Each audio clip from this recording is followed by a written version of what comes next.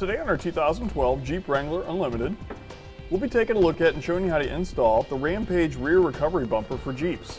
It features a swing-away spare tire carrier and a textured black powder coat finish. Part number RA88606. It's also available in a semi-gloss black powder coat finish, part number RA86606. It's available without the swing-away feature in a textured black powder coat finish, part number RA88605, and without the swing-away feature in a semi-gloss black powder coat finish, part number RA86605. You can pick up a Rampage 2-inch hitch receiver separately with part number RA86611. Upgrade your Jeep's factory bumper to this sturdy steel Rampage Recovery Bumper. The bumper is constructed out of a 3/16" steel plate, and it's perfect for off-road use. Our welded-on shackle mounts feature removable D-rings, perfect for a recovery application. It has two integrated 4-inch receptacles for auxiliary lights. Please note, if you plan to put lights in, you'll need to do this while you install your bumper. If yours comes with a hitch, it'll be a 2-inch by 2-inch receiver opening. It'll have a 1/2-inch pinhole where you can put a pin and clip through. If you don't have one, you can pick one up right here at etrailer.com, part number PC3. It also has safety chain loops here on either side of the hitch, and the whole thing is rated at a 2,000-pound gross trailer weight. If your bumper comes with a swing-away arm, it'll hold a tire size up to 37 inches. The nice thing about the swing-away arm is all the weight of your tire is supported by your bumper, rather than your tailgate. It also features an integrated grease zerk, so you can keep it properly lubed. Now that we got all the features, I'll go ahead and show you how to get it installed. First thing we can do is go ahead and remove the spare tire, even if you're just installing the rear bumper itself. It's just going to give us a little bit more room to work.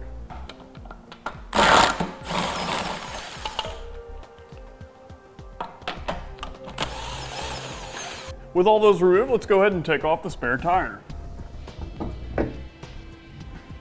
Now let's go ahead and remove our old hitch. Unfortunately, I can't remove the hitch extender because I don't have the keys, so I'm just going to leave that in place. Behind the hitch here, there are 4 bolts. Let's go ahead and take those out.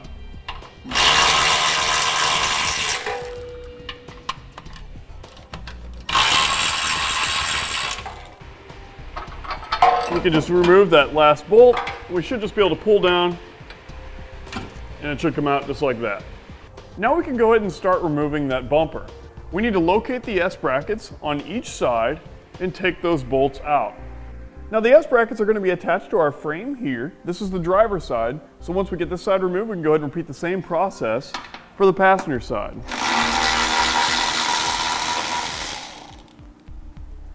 With the passenger S-bracket removed, we can go ahead and locate 2 more bolts directly behind the bumper and take those out. Now you need to be sure to hold on to the bumper because after we take those 2 out, it's going to be ready to come off. Now it's not a bad idea to get an extra set of hands to hold the bumper in place. We'll be taking out that top bolt.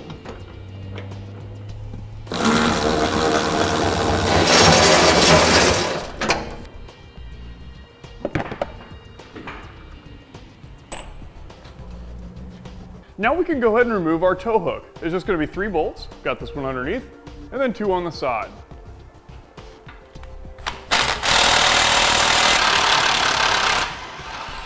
Then we can pull out that bracket on the inside, so we won't be needing it. Now I've got both bumpers laid out back to back, as you can see here. Let's locate our S bracket on our old bumper on the driver's side. We're going to be taking it off and putting it on our new Rampage bumper. Just got 2 bolts here.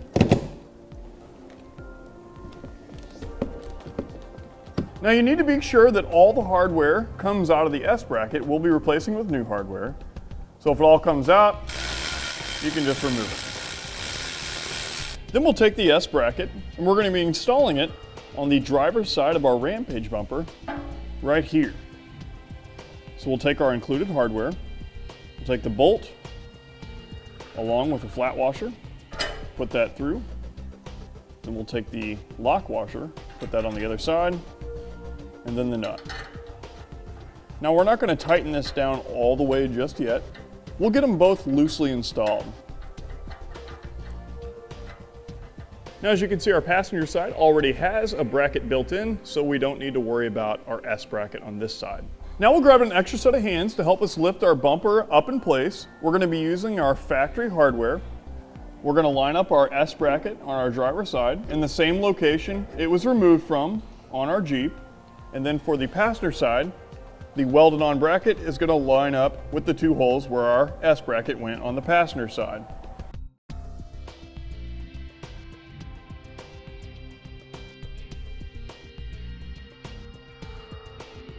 With our bumper loosely installed, we have a bracket to install on the inner side of our passenger side.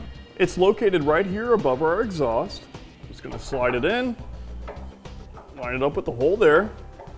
Then on the other side, we'll take one of our longer bolts, put on a flat washer,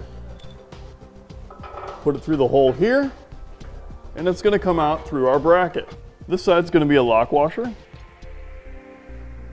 and then just a nut. Now, if yours comes with a hitch, we'll go ahead and install it now. What we're going to do is we're going to hold it up in position underneath our Rampage bumper, line it up with the two holes in bottom. Then we're going to take the bolts with the large washers on them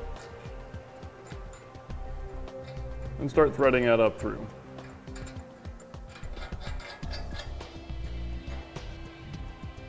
Now we can take our two longest bolts. We're going to be putting on a lock washer along with a flat washer, and we're going to be installing it through our hitch and through our bumper on the back side here. So what we want to do is feed the head of our long bolt up above our exhaust. That way we can easily line it up. Now, since our bumper and hitch is loosely installed, you're going to need to pick up on it to align the holes and then start threading that through. With both of our bolts started, let's go ahead and tighten them down.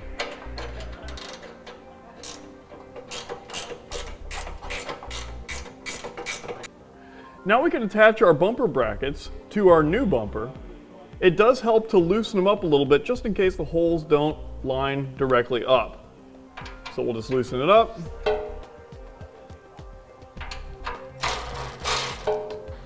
That way we can easily move it. With it loose, let's go ahead and align it up with the hole. Then we'll take our factory hardware and then thread that through. With this side done, let's go ahead and repeat the same process for the other side. Now we'll go through and tighten everything up, and then we'll come back and torque everything down to manufacturer specification.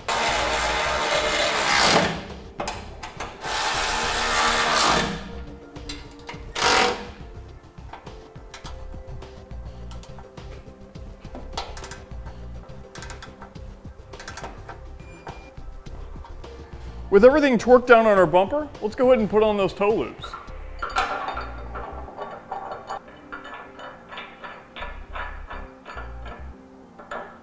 Now, if you don't have the swing away, you'd be all set. You're all ready to go. Your install is completed, but if you do, just stay tuned. We'll go ahead and show you how to do that next.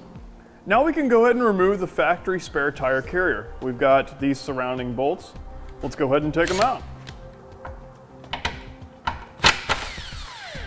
Now, if you have a brake light above your spare tire, before you completely remove the mount, you can go ahead and disconnect it right behind this panel here.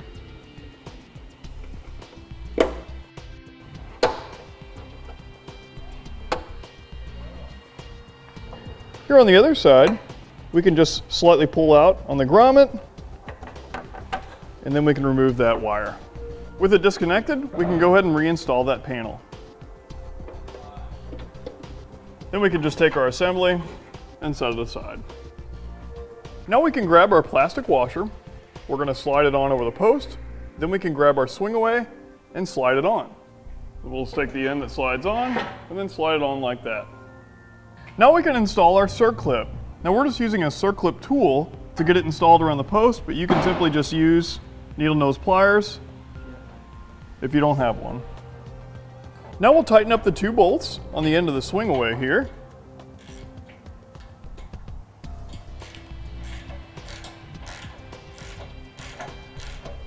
Now let's install our tailgate reinforcement plate.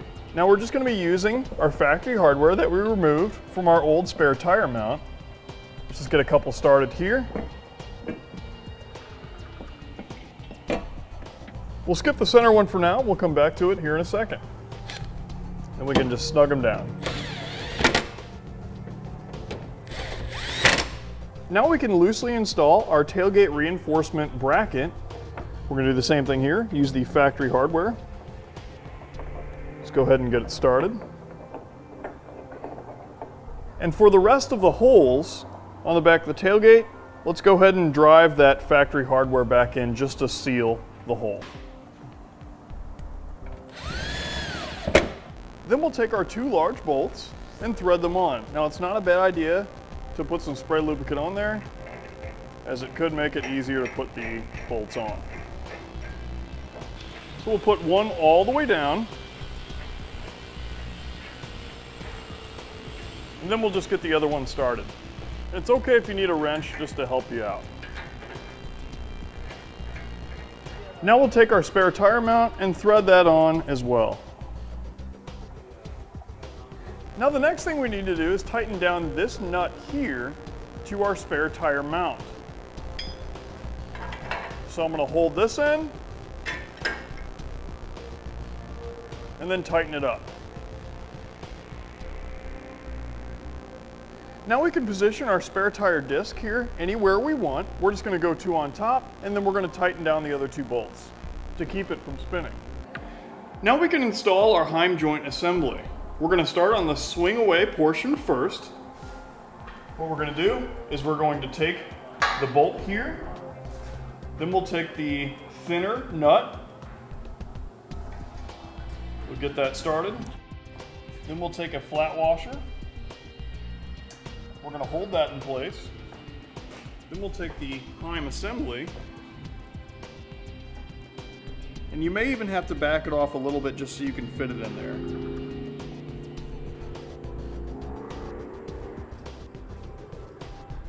And once you get that started, you're going to want to put another flat washer on the bottom. You may have to bend the bracket backward a little bit just to get your last washer in there. As you can see, I did it just fine. Now we can just tighten it down.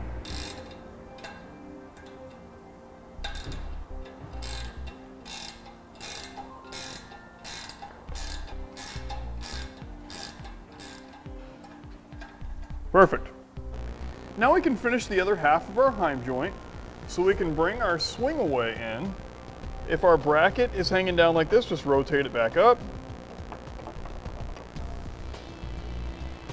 And our heim joint is going to go between those. Now if your heim joint is not lining up with the 2 holes, no problem. You can just bring it out and then adjust it to where it is. Looks like we've almost got it there. That looks pretty good.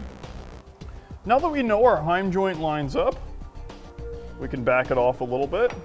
Now this is going to install similar to the other one, only we're not going to use the thin nut. We'll bring in our bolt.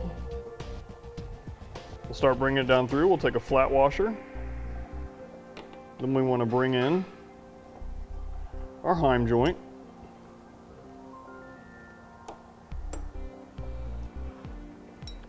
And get that down through. We also want to put a flat washer on bottom.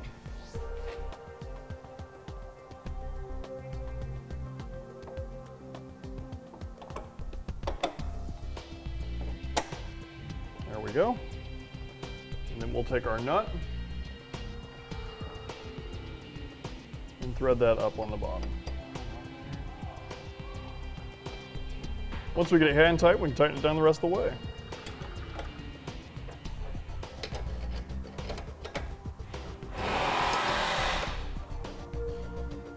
Now we can tighten down that bolt that we left loose.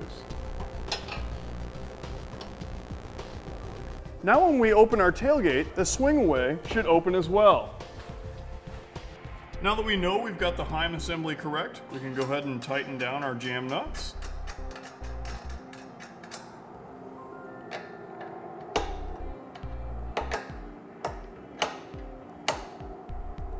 To get to the second one here, we're actually just going to open it up a little bit, just so we've got room to work.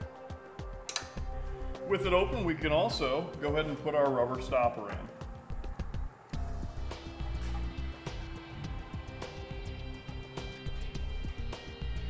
And that's just going to help it keep from vibrating when we're on the road. So what you want to do is adjust it to where you can still shut your tailgate all the way.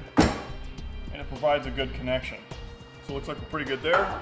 We can go ahead and adjust that jam nut down and then lock that in position.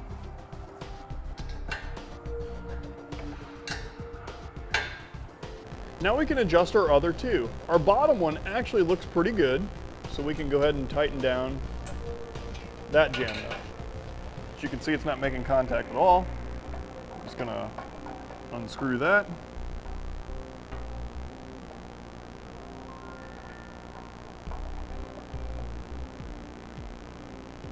Until it makes contact.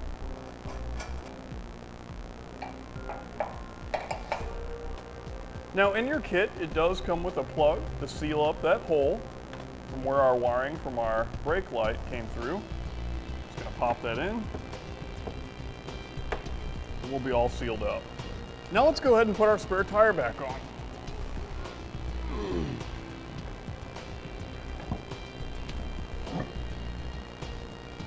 Now we can go put on our lugs. If you have a locking lug, you can use that too.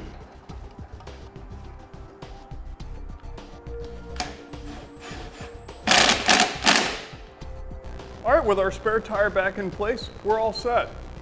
And that's going to complete our install. Click the link below to shop, learn more, or visit us at etrailer.com.